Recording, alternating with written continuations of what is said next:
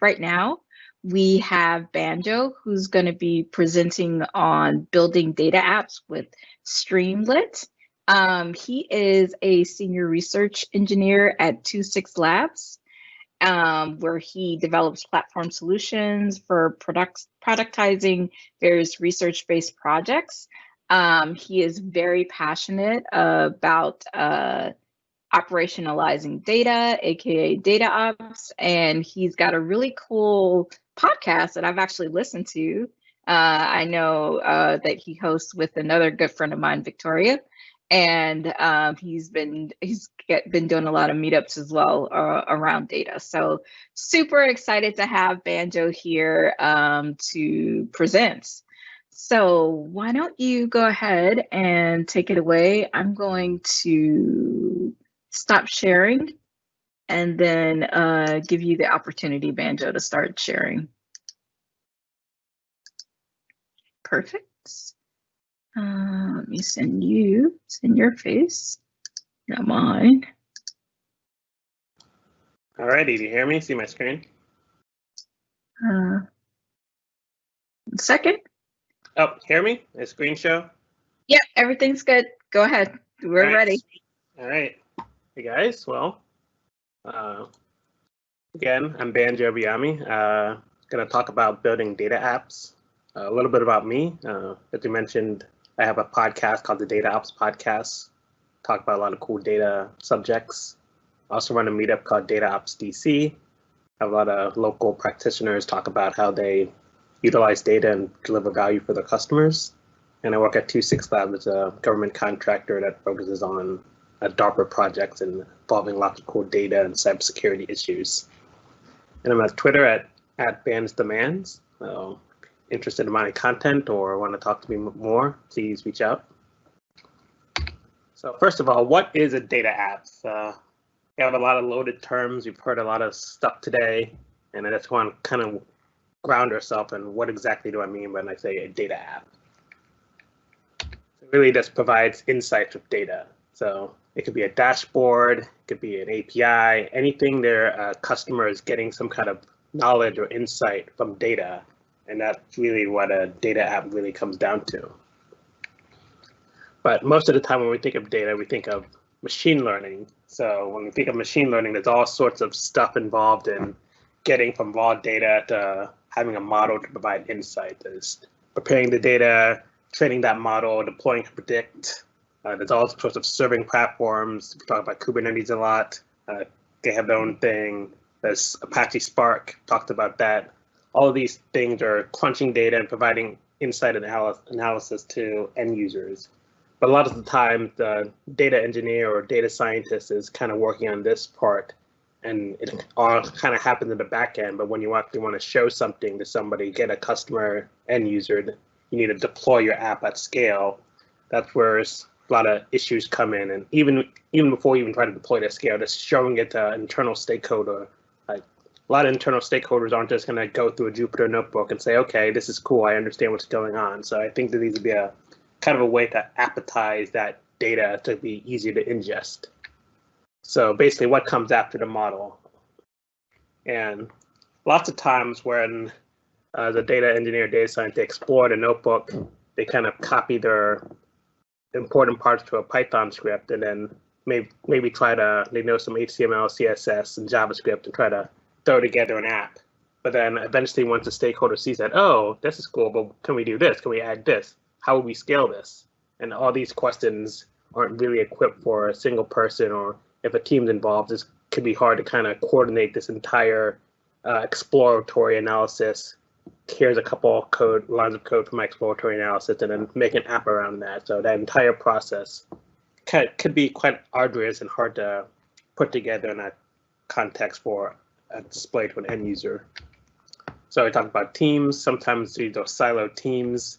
So I've seen a lot of teams, they'll sit down, have an agile meeting, they'll put all the requirements, make tickets, have something in a tool like Figma, put out all their design requests, code up the app, and then once the app is deployed, the data scientist team finds some other things and like, oh wait, we have to do this whole process again, and they have to iterate, collect requirements, and it's just very slow, very unagile, even though they're trying to use agile, just really hurts to how to get that kind of interactive feedback at scale and prototype rapidly, quickly.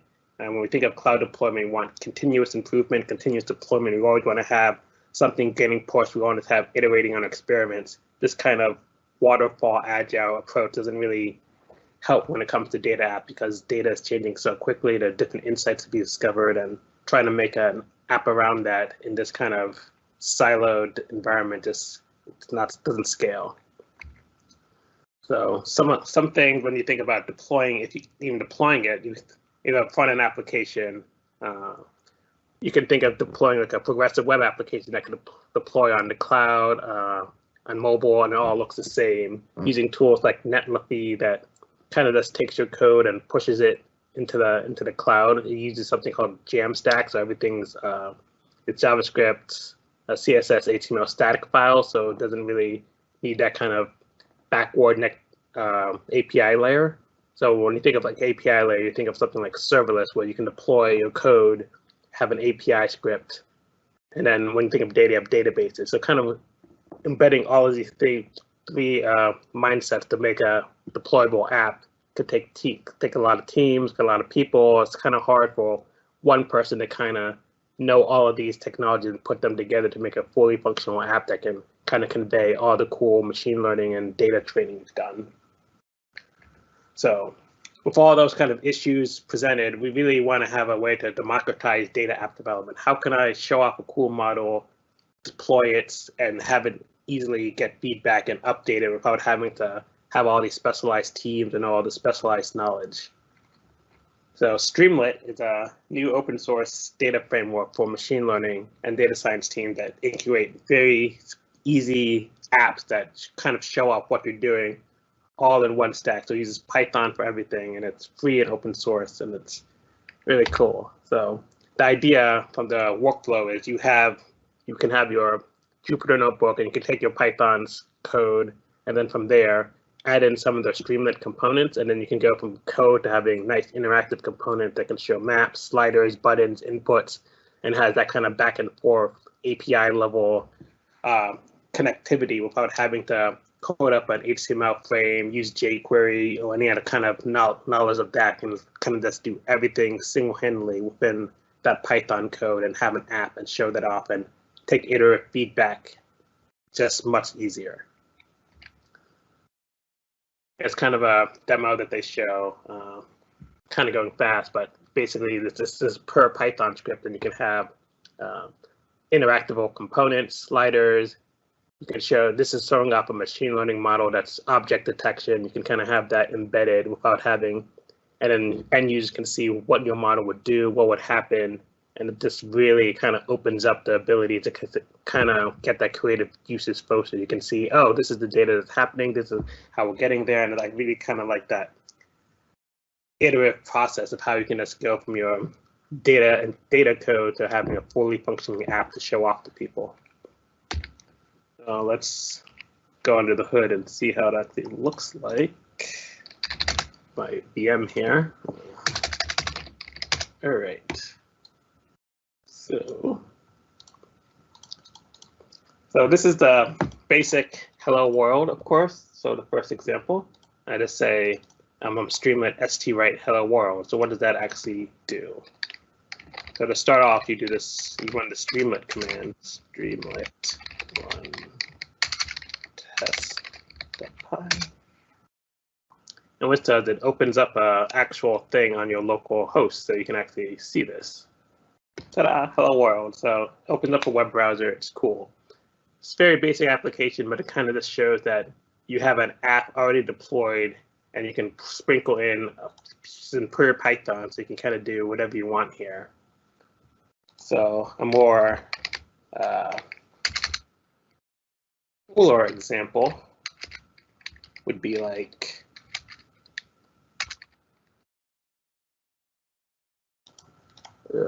let's go to, what about the tabs open? This. So in this example, the Streamlit has a lot of cool interactive components, and one of them is they can even upload a CSV file. But for now, I'm just gonna, this one I made, you can actually just drop in a URL to a CSV file and then paste that in. And what's really cool, you can kind of see your data over here. So this data that this is on the iris data set, which is basically a very common machine learning data set to classify different flowers based on their features. You can kind of see that it's really cool to kind of just have the data right there. You can see it, the data. And then what I'm doing here is I'm going to create a model of this data that can actually classify flowers based on your input. So first here, right here, I'm using an algorithm called UMAP, which allows you to spread out which flowers belong together. And it tries to do an embedding algorithm. So what embedding means is taking those features from the data and is actually turning them into an X and Y coordinate. So it strips out all the sepal width, the width, the petal width, and the width, and turns that to an X and Y value. You can kind of see that the similar flowers are clustered together.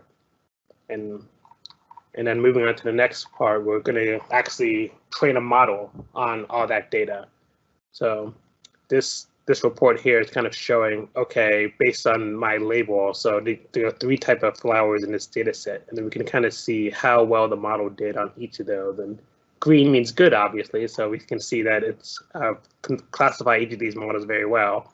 And then it has even a perfect score on this one. So the data is very separable. You can see that just by training the model, we were able to do stuff. And then something cool, you can also just, so an API layer thing, I want to actually run a prediction right here, right now. I can actually put in values of what I think and see what the model would actually produce.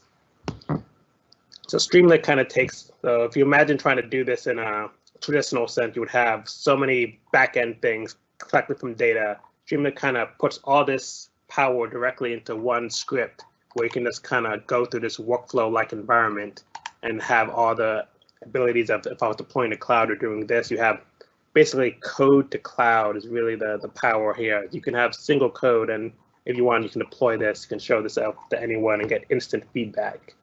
So I really like the ability to kind of just run your workflow and then have it show up and have an interactive component where people can interact with it and play with it and then get feedback based on that.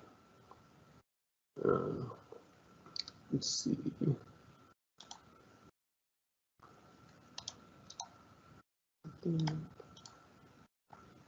Some other things. Let's see if I can have the code there. Yeah, I can walk through some of the code.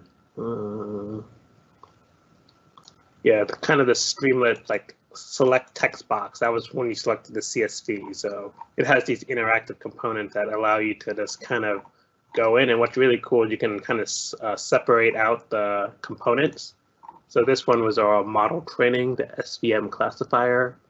It has this idea of caching. So loading a model can take a while, but Streamlit has this idea you can actually, I do this cold load once, and then once I loaded that, I have this all the time, so I don't have to reload it all the time. So it really helps with expensive applications.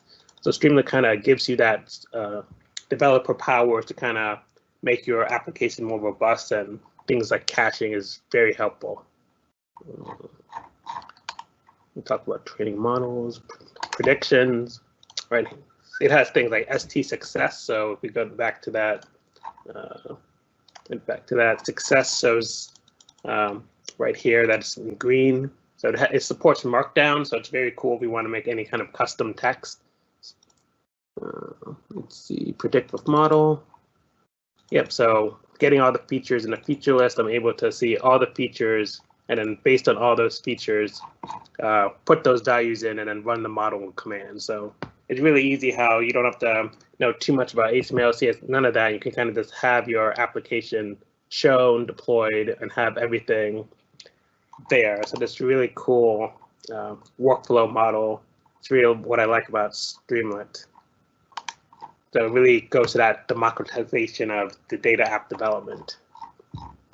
And taking this kind of framework of having this kind of top-down approach, I've also developed some other tools around this kind of idea. So one thing I've developed is a blogging platform, which I'm calling Grimoire, which allows you to have this kind of data-driven blogging platform directly using Markdown. So in this example, I have turn any image in Taylor Swift. So it's pretty cute idea, but the idea behind this is I wrote the code, or I wrote everything in Markdown, and I'm able to kind of just throw in URLs if I want to show interactive components. Let me try to find an image here. I used a Charmander in the example, so we will try that again, see if that works. There's an image, convert, the work. So I don't think that looks like Charmander, but well, that's subject to the code. So what this code was basically doing was I collected a bunch of images, and I'm using this thing called image hash, which takes a hash of the image. So it took that image hash and tried to find which image is closest to that.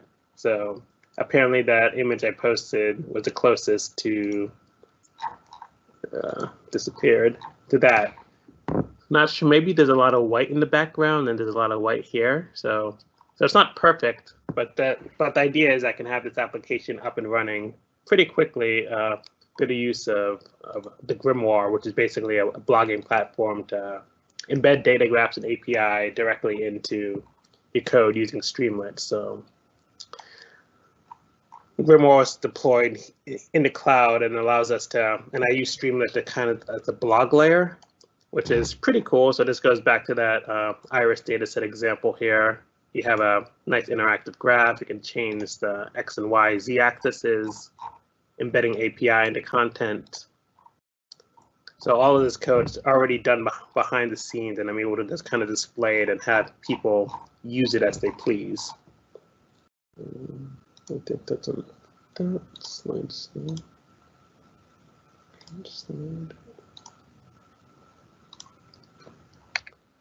So talked a lot about the cloud. So as we saw earlier, Streamlit does require a server. It could be in a Docker image. It runs the script each time it goes through the code. So it's pretty cool that it just, you put the code, it runs it every time somebody new comes. So it's able to kind of have a fresh experience each time. But Streamlit also released this thing called Streamlit for Teams. So basically you have your code to Git, and then it just gets pushed to the cloud. So I really like this idea of code to cloud. It really helps people show off what they've been doing, get instant feedback instead of having to worry about setting up an instance here, deploying this, trying to test your code. You can kind of just, once your code is there, push it to the cloud and then kind of see it right then and there. So I really like this idea of code to cloud to kind of get your ideas out there, have feedback, and showing off the stakeholders. I think that's really the future. A lot of the behind the scenes cloud work we've been doing really enables this code to cloud movement. So I really am pushing for more tools that utilize this concept without having to set up like a CI pipeline or anything of that nature. You just push your code to GitHub and then boom, it's there.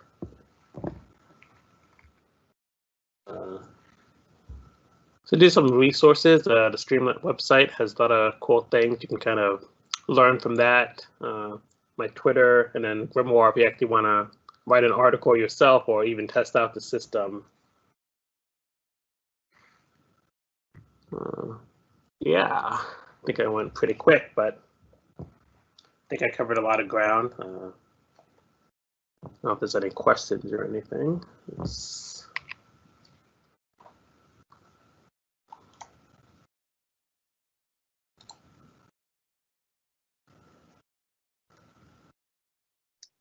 Okay. I don't see any questions. Definitely, this is a really cool presentation. I don't know if anyone is online and they have questions. Feel free to chime in. So I'm actually really interested to learn more about the blogging platform. So maybe if you could share a little bit more about because I think you talked a little bit about that before when when I saw you speak before, so it'd be cool to see that. Yeah. So the idea behind Grimoire is a lot of regular blogs. It's really hard to kind of see interactive data. So what I really wanted this to have is a platform where people can just use Markdown to talk about data in a better sense. So a lot of the times you see blogs that have static images or graphs of data, and it's kind of hard to kind of explore. So what this really does is gives that power to the end user to able to go in and interact with the data you have and have them play around and explore it in different ways. So here, for example, here I'm changing some of the actual X and Y axes. I can hover over, inspect the data at length, and you can have different type of graphs. You can have heat maps, line graphs. Also, like you can also embed iframes. So in that image, the Taylor Swift one, I embedded an iframe here. So it's kind of easy to kind of have more interactive experiences instead of having kind of a disjoint or experience not meant for data exploration. I really like the idea to have APIs. So this one just makes random numbers. You can change the actual inputs there, press apply, get 5 random numbers. So I really like the ability for that interactability of talking about what you're doing and then right then and there have somebody utilize it. So that instant feedback, instant way to try things out. That's really what people are really looking for when it comes to how can I verify the data? How can I understand it? I need to be able to interact with it, play with it, touch it myself. Maps is another thing. Kind of look through maps, have markers here. So it's really, and what's next? So there's so many components of Streamlit. It's growing every week. They have new releases, new content. So able to keep up with that and add new features. It's really, I'm really excited about what Grimoire can do and how more people can utilize it and create content.